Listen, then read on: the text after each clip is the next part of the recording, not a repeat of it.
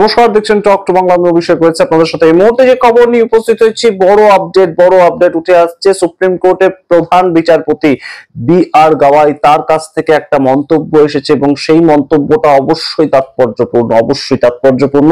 উত্তরপ্রদেশ এবং যে সমস্ত রাজ্যে বুলডোজার চলছে, সরকার বুলডোজার চালাচ্ছে, যে কোনো জায়গায় যথেচ্ছাচার করছে, সেই সমস্ত রাজ্যগুলোর জন্য অবশ্যই এই মুহূর্তে একটা সন্ধিক্ষণ। এবং বি.আর. গাওয়াই কোথাও গিয়ে কিন্তু আবারও মনে করিয়ে দিচ্ছেন যে রাজ্য সরকারের কথায় সরকার চলবে না, আইনের কথায় সরকার চলবে। তার কারণ সুপ্রিম কোর্টের গাইডলাইনকে কোথাও গিয়ে কিন্তু মানেনি উত্তরপ্রদেশ সরকার, এবং সেই নিয়েই কিন্তু বি.আর. গাওয়াই একদম বিদেশের মাটিতে দাঁড়িয়ে মুখ খুললেন। এবং তিনি যে কথাটা বললেন সেটা কিন্তু অবশ্যই কোথাও গিয়ে ইঙ্গিত করছে বুলডোজার সরকার, যোগী আদিত্যনাথের সরকারকে। কি বলছেন বি.আর. গাওয়াই? কোট আনকোট আগে আপনাদের বলি। তিনি বলছেন, সরকার একসাথে জাজ, জুরি এবং জল্লাদের ভূমিকা পালন করতে পারে না। অত্যন্ত তাৎপর্যের প্রেক্ষাপট। তার কারণ কয়েকদিন আগেই বারেলিতে কিন্তু আপনারা জানেন একটা সমস্যা হয়, এবং সেখানে উত্তরপ্রদেশের যোগী আদিত্যনাথের সরকার গিয়ে একটা বেআইনি নির্মাণ হয়েছে বলে একটা ম্যারেজ হল, সেটাকে একদম জেসিবি দিয়ে গুড়িয়ে দেয়। এবং তারপর থেকে যে অশান্তি শুরু হয়েছে, সেই অশান্তি নিয়ে যখন মুখ খোলেন রাজ্যের স্বয়ং মুখ্যমন্ত্রী যোগী আদিত্যনাথ, তারপর থেকে কিন্তু আরো উত্তপ্ত হয় পরিস্থিতি। তিনি কি বললেন এবং তার ভূমিকাটা কি ছিল, এবং তার পরবর্তীতে কি ঘটনা ঘটেছে উত্তরপ্রদেশে, কেন এই মুহূর্তে পরিস্থিতি এতটা উত্তপ্ত হয়ে উঠলো, এবং যার ফলে একদম দেশের প্রধান বিচারপতি তাকে এরকম একটা মন্তব্য করতে হলো। সুপ্রিম কোর্টের যে গাইডলাইন, সেটাকেই বা কোথায় গিয়ে একদম নজরআন্দাজ করলো, কিংবা সেটাকে ইগনোর করলো উত্তরপ্রদেশ সরকার, সমস্তটাই আপনাদের বলবো। দেখতে থাকুন। তার আগে অবশ্যই talk to Bangla YouTube channel subscribe করে দিন। এই ভিডিও অত্যন্ত গুরুত্বপূর্ণ, শেষ অবধি দেখুন, স্কিপ না করে। আপনারা জানেন যে উত্তরপ্রদেশের যোগী আদিত্যনাথের সরকার অত্যন্ত চরমপন্থী সরকার হিসেবে পরিচিত দেশে, এবং যোগী আদিত্যনাথ বুলডোজার চালিয়ে রাজ্যকে কন্ট্রোল করার চেষ্টা করে, কিংবা সংখ্যালঘুদের কন্ট্রোল করার চেষ্টা করে। বিভিন্ন সময় এই ধরনের কথাবার্তা উঠে আসে বিভিন্ন মহল থেকে, কিন্তু এই মুহূর্তে যেটা একদম সরাসরি ছবি উঠে এসেছে যে একটা ম্যারেজ হল, সেটাকে বেআইনি নির্মাণ সেরকম দেখিয়ে সেটাকে একদম জেসিবি দিয়ে ভেঙে দেওয়া হয়েছে, বুলডোজার পাঠিয়ে গুড়িয়ে দেওয়া হয়েছে, এবং সেখানেই কিন্তু রীতিমতন পরিস্থিতি উত্তপ্ত হয়ে ওঠে। এবং তার পরবর্তীতে রাজ্যের মুখ্যমন্ত্রী যোগী আদিত্যনাথ তিনি একদম সরাসরি যে বয়ানটা দেন, সেটা আরো মারাত্মক। তিনি কোট আনকোট বলেছেন, মৌলানা ভুলে গেছে উত্তরপ্রদেশে কার সরকার চলছে, এমন শিক্ষা দেওয়া হবে যে কয়েক প্রজন্ম পর্যন্ত মনে রাখবে। এই কথা বলা কিন্তু অবশ্যই সংখ্যালঘু সম্প্রদায়কে একদম টার্গেট করে বলা, এবং তার সঙ্গে তাদেরকে কোথাও গিয়ে হুমকি দেওয়া। এবং তার জন্য উত্তরপ্রদেশের যোগী আদিত্যনাথের সরকার, কিংবা যোগী আদিত্যনাথের মুখ্যমন্ত্রীর চেয়ারটা, সেটাও কিভাবে এই মুহূর্তে একটা প্রশ্ন চিহ্নের মুখোমুখি আপনাদেরকে বলবো। তার কারণ এই নিয়ে কিন্তু রাজ্যপাল, উত্তরপ্রদেশের রাজ্যপালের কাছে অলরেডি চিঠি পৌঁছেছে। কে সেই চিঠি পাঠিয়েছেন? প্রাক্তন আইপিএস। অত্যন্ত গুরুত্বপূর্ণ এই প্রেক্ষাপট। দেখুন শেষ অবধি, তার আগে অবশ্যই শুনুন যোগী আদিত্যনাথ একদম এই বারেলির ঘটনা ঘটার পর নিজের মুখে কি বলেছেন। একদম হুমকির ছবি কিন্তু একটা উঠে এসেছে। আগে আপনারা শুনুন, তারপর আবার আসছে বিস্তারিত ব্যাখ্যায়।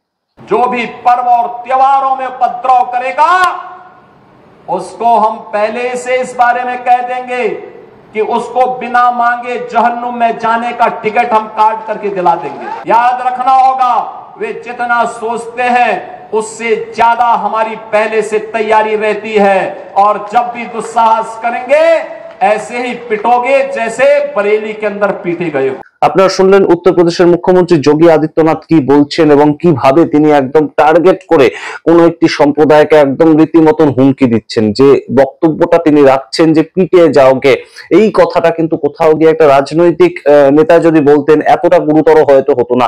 রাজ্যের মুখ্যমন্ত্রী, যার আন্ডারে লখনৌ এর মতন একটা জনবসতি রয়েছে, যেখানে সংখ্যালঘু অধ্যুষিত জনবসতি, এবং সেখান থেকে রাজ্য চলে, সেই রকম ভাবে সেই রকম জায়গায় থেকে কিভাবে রাজ্যের মুখ্যমন্ত্রী এই ধরনের কথা বলেন। যদিও হেড স্পিচের দিক থেকে একটা সমীক্ষা রিসেন্টলি উঠে এসেছে, যেখানে দেখা গেছে উত্তরপ্রদেশের মুখ্যমন্ত্রী যোগী আদিত্যনাথ প্রথম স্থান অধিকার করছেন হেড স্পিচ দেওয়ার ক্ষেত্রে। দ্বিতীয় স্থানে রয়েছেন দেশের প্রধানমন্ত্রী, তৃতীয় স্থানে রয়েছেন স্বরাষ্ট্রমন্ত্রী অমিত শাহ, এবং চতুর্থ স্থানে হেমন্ত বিশ্ব শর্মা। এবং তার সঙ্গে আপনাদেরকে বলি যে এই যে সামগ্রিকভাবে যে বুলডোজারটা নিক্ষেপ করা হলো, এই বিষয়টা কিন্তু অবশ্যই সুপ্রিম কোর্টের গাইডলাইন ভাঙা। কিভাবে সুপ্রিম কোর্টের গাইডলাইন ভাঙা? যখন ওয়াকফ সম্পত্তি নিয়ে মামলাটা চলছিল সুপ্রিম সুপ্রিম কোর্টে, তখন সুপ্রিম কোর্টের এই বিআর গাওয়াই তিনি কিন্তু প্রধান বিচারপতি হয়ে গিয়েছেন এবং তিনি একটি মন্তব্য করেছিলেন, সেটাকেই কিন্তু এই মুহূর্তে কোথাও গিয়ে লঙ্ঘন করেছে উত্তরপ্রদেশের সরকার, তেমনই মনে করছে দেশের ওয়াকিবহাল মহল। এবং সেখানে প্রধান বিচারপতি বিআর গাওয়াই বলেছিলেন কোট আনকোট যে যতদিন মামলা চলছে ততদিন কোনো রাজ্যের আধিকারিক আইন নিজে হাতে তুলে নিতে পারে না এবং সে কখনোই এই অধিকার পায় না যে সে বুলডোজার চালানোর নির্দেশ দেবে। সুতরাং কোনো আধিকারিক কখনো আইন হাতে তুলে নিতে পারে না যখন কেসটা চলছে সুপ্রিম কোর্টে। সুপ্রিম কোর্ট আদেশ না দিলে কখনোই কোনো আধিকারিক, রাজ্যের আধিকারিক, তিনি সেই সম্বন্ধে কখনোই হস্তক্ষেপ করতে পারেন না। সুপ্রিম কোর্টে যখন মামলা চলছে তখন তিনি জেসিবি পাঠাতে পারেন না।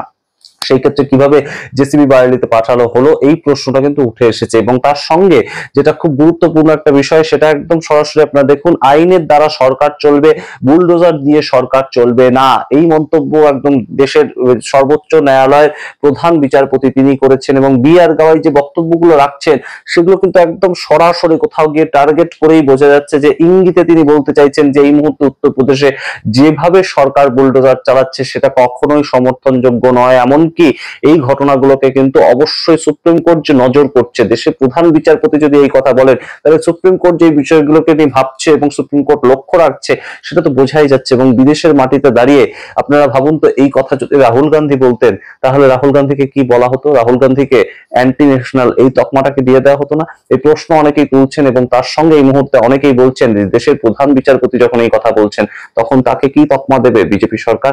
এই এবং তার সঙ্গে শেষ পার্টটা আপনাদেরকে বলি যে উত্তরপ্রদেশের মুখ্যমন্ত্রী যোগী আদিত্যনাথের যে ইস্তফার বিষয়টা, সেটা তো বিভিন্ন পার্টির পক্ষ থেকে সেই দাবি উঠেইছে, কিন্তু উত্তরপ্রদেশেরই একদম ডিজি র্যাঙ্কে থাকা প্রাক্তন আইপিএস যার নাম অমিতাভ ঠাকুর, সেই অমিতাভ ঠাকুর তিনি সরাসরি উত্তরপ্রদেশের যে রাজ্যপাল তাকে একটি চিঠি লিখেছেন এবং চিঠিতে তিনি বলেছেন যে ক্লিপিংটা আপনাদের শোনালাম সেখানে মুখ্যমন্ত্রী যোগী আদিত্যনাথ যে ভাষা ব্যবহার করেছেন সেটা নিয়ে তিনি আপত্তি জানিয়েছেন। শুধু তাই নয়, তিনি বলেছেন যে একজন মুখ্যমন্ত্রী যে ভাষায় বক্তব্য রেখেছেন এবং সংখ্যালঘুদের সোজাসুজি হুমকি দিয়েছেন, সংখ্যালঘু সম্প্রদায়কে সোজাসুজি হুমকি দিয়েছেন, ধমকি দিয়েছেন, সেটা কখনোই একজন মুখ্যমন্ত্রী করতে পারেন না। কারণ মুখ্যমন্ত্রীর দায়িত্বে সামগ্রিক গোটা সমাজ থাকে, সামগ্রিক গোটা রাজ্য থাকে, যারা সংখ্যালঘু ভোটার তারাও তার ভোটার, এবং সেটা মনে রাখা উচিত ছিল মুখ্যমন্ত্রীর। এই তার সামগ্রিক বক্তব্য এবং তার নিরিখে তিনি বক্তব্য যেটা রেখেছেন চিঠিতে, একদম রাজ্যপালকে যে চিঠি পাঠিয়েছেন তিনি,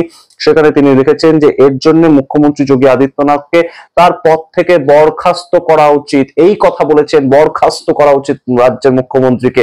এবং সেটা যে বলেছেন তিনি কিন্তু একজন সোশ্যাল অ্যাক্টিভিস্ট, তিনি প্রাক্তন আইপিএস অফিসার, সুতরাং তার কাছে কিন্তু আইনটা অবশ্যই গুরুত্বপূর্ণ। এবং সেই জায়গা থেকে তিনি যে বক্তব্যটা রেখেছেন সেটা কিন্তু আম জনতার বক্তব্য নয় বা বিরোধী পার্টির বক্তব্য নয়, এবং সেটাকে কিন্তু এই মুহূর্তে অবশ্যই রাজ্যের যারা পলিটিক্যাল অ্যানালিস্ট তারা কিন্তু অবশ্যই সেটাকে গুরুত্ব দিয়ে দেখছে, দেশের যারা রাজনৈতিক বিশ্লেষক তারা কিন্তু অবশ্যই গুরুত্ব দিয়ে দেখছে অমিতাভ ঠাকুর এই ধরনের একটা চিঠি কেন পাঠাতে বাধ্য হলেন। তিনি সংখ্যালঘুদের যে হুমকি দেওয়ার সুরটা সেটাকে নিয়ে কেন চিঠিতে উল্লেখ করলেন, এই বিষয়গুলো কিন্তু উঠে আসছে। এবং সেই জায়গা থেকে উত্তরপ্রদেশে আপনারা দেখতে পেয়েছেন যে 2024-এর যে নির্বাচন হয়েছিল, অষ্টাদশ লোকসভা নির্বাচন, সেখানে কিন্তু অবশ্যই খুব একটা ভালো ফলাফল করতে পারেনি ভারতীয় জনতা পার্টি। তাদের ডবল ইঞ্জিন সরকার চলছে, তবুও সেই ক্ষেত্রে সংখ্যালঘুদের ভোট পায়নি, সংখ্যালঘু অধ্যুষিত অঞ্চলে কোনো ধরনের কোনো ভোট পায়নি ভারতীয় জনতা পার্টি। পিছিয়ে পড়া সম্প্রদায়, অন্তর্য সম্প্রদায় প্রত্যেকের ভোট পেয়েছে কিন্তু অখিলেশ যাদবের দল। সুতরাং সেই জায়গা থেকে সমাজবাদী পার্টি যেখানে এইরকম মাটি কামড়ে লড়াই করছে, সেই জায়গা দাঁড়িয়েও কিভাবে উত্তরপ্রদেশের মুখ্যমন্ত্রী কোনো ধরনের কোনো রেখে ঢেকে কথা বলা তো দূরের থাক, একদম হুমকি দিয়ে কথা বলছেন, হুমকির সুরে কথা বলছেন, সেটা এই মুহূর্তে অবশ্যই একটা প্রশ্ন উঠছে। এবং এই যে প্রভাবটা, সেটা সামনের বিহারের ভোটে পড়বে না তো, সেটা সামনের আসামের ভোটে পড়বে না তো, সেটা সামনের পশ্চিমবঙ্গ, তামিলনাড়ু, কেরালার মতো রাজ্যগুলোতে পড়বে না তো, এই প্রশ্ন উঠছে। আপনারা কি মনে করেন সামগ্রিক রিপোর্টের ভিত্তিতে প্রধান বিচারপতি বিআর গাওয়াই তার যে বক্তব্য যে সরকার একসাথে জাজ, জুরি এবং জল্লাদ এই তিনজনের ভূমিকা একসাথে পালন করতে পারে না, এই নিয়ে আপনাদের কি বক্তব্য? এই বক্তব্যের বিশালতা কত দূর আপনারা কি মনে করেন? অবশ্যই কমেন্ট বক্স কমেন্ট করুন। দেখতে থাকুন টক টু বাংলা, অবশ্যই টক টু বাংলা ইউটিউব চ্যানেলটিকে সাবস্ক্রাইব করে দিন। ধন্যবাদ।